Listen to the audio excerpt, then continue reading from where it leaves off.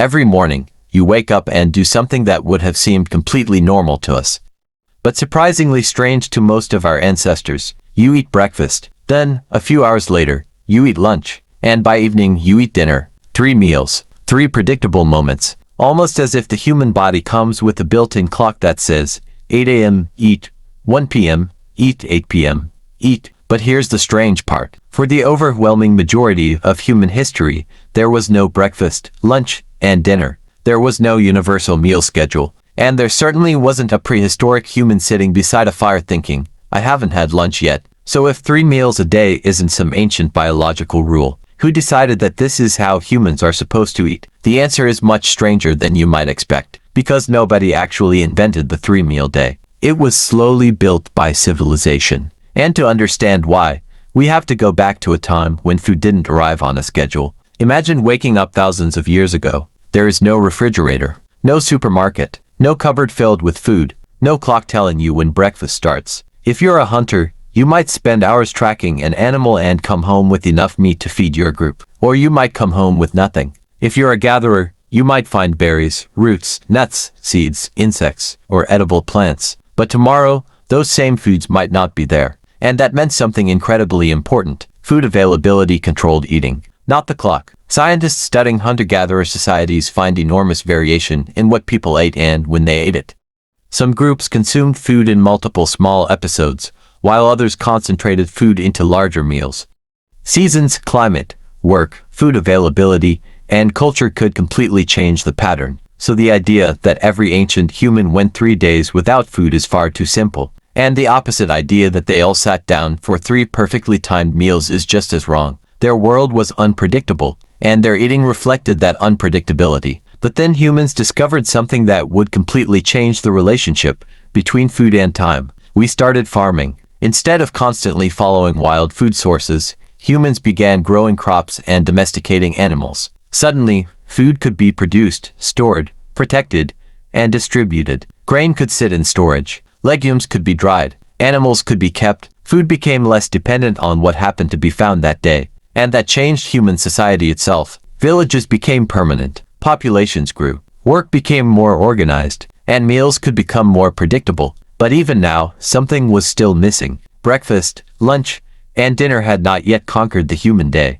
In fact, some of the most famous civilizations in history had very different ideas about meals. Take the Romans. They had words for different eating occasions, including morning and midday meals. But that does not mean Romans followed our modern 3-meal system. For many Romans, the main meal of the day was cena, usually later in the day, and the importance of earlier meals varied. The existence of a word for breakfast does not mean everyone was eating a modern breakfast every morning. And this is one of the biggest mistakes we make when looking backward. We take a modern habit and assume ancient people must have done the same thing. They didn't. For centuries in medieval Europe, 2 meals were much more typical in many communities. A main meal around the middle of the day and another later in the day. Breakfast existed, especially for people who had demanding physical work, but it wasn't always treated as an essential meal for everyone. In fact, religious and cultural attitudes sometimes made eating early in the morning seem unnecessary,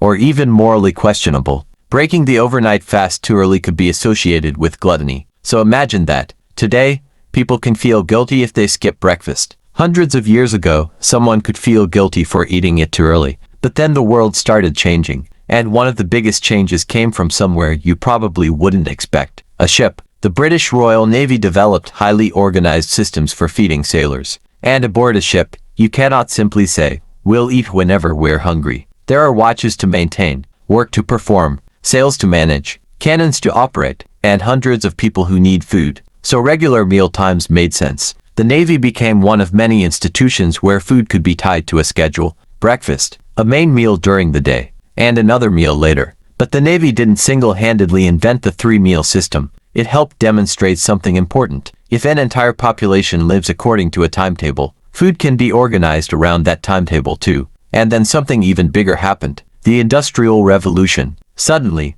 millions of people were entering a world governed by clocks. Before industrialization, many people's daily lives were shaped by daylight, seasons, agricultural work, and local routines. But factories were different. A factory doesn't care when you're hungry. The machine keeps running. The shift starts at a specific time. Workers arrive at a specific time, and they leave at a specific time. That created a problem. If you had to spend most of the day away from home, you couldn't simply stop whenever you wanted and prepare a giant meal. So the eating schedule began adapting to the working schedule. You could eat before work. You could eat during a designated break. And you could eat again after work. Breakfast, lunch, dinner. Suddenly, 3 meals weren't just convenient. They fit the structure of modern life. And there was another important change. Dinner began moving later. As working hours changed and artificial lighting became more practical, people could stay active later into the evening. The old midday dinner gradually shifted. The evening meal became increasingly important,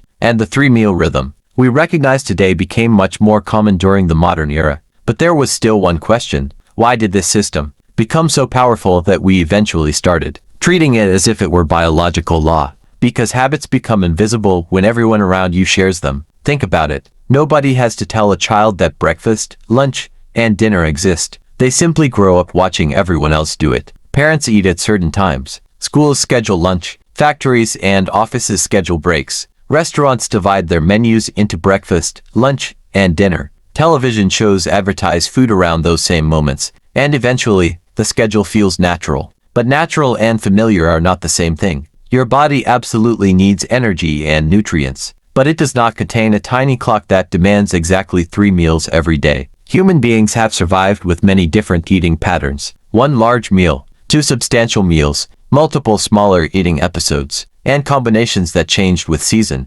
culture, occupation, wealth, geography, and food availability. So when someone says, humans are supposed to eat 3 meals a day, there is an important question hiding underneath. Supposed to according to whom? Biology, or society? And this is where the story becomes even more interesting. Because the 3-meal system wasn't created simply because someone discovered the perfect number of meals for the human body. It emerged because it was useful. Farmers had schedules, sailors had schedules, workers had schedules, schools had schedules, families had schedules, and eventually, almost everything around us began running on the same clock. Food followed. The remarkable thing is that civilization didn't just change what humans ate. It changed when humans expected to eat. For millions of years, humans had to negotiate with the environment. You found food when food was available. Then agriculture gave us storage. Settlements gave us routine. Institutions gave us timetables. Industrialization gave us the clock. And modern society turned that clock into a daily ritual. Breakfast, lunch, dinner. 3 simple words that feel ancient, but the system behind them is surprisingly young. And maybe that's the most fascinating part. We often imagine civilization as something that changed our houses, our tools, our clothes, and our technology. But it also changed something far more intimate. It changed the moment when we stop what we're doing, sit down, and eat. So the next time your alarm rings and you reach for breakfast, remember this. Your ancestors didn't wake up thousands of years ago because a clock told them it was time to eat. They woke up because the sun was rising, because there was work to do, because food had to be found, and because nobody knew exactly when the next meal would come. The 3-meal day wasn't handed down from the beginning of humanity. It was built, slowly and almost invisibly, by the world humans created around themselves. And perhaps the strangest thing about it is this. We invented the clock. We organized our lives around it. And eventually, we taught ourselves to eat by it.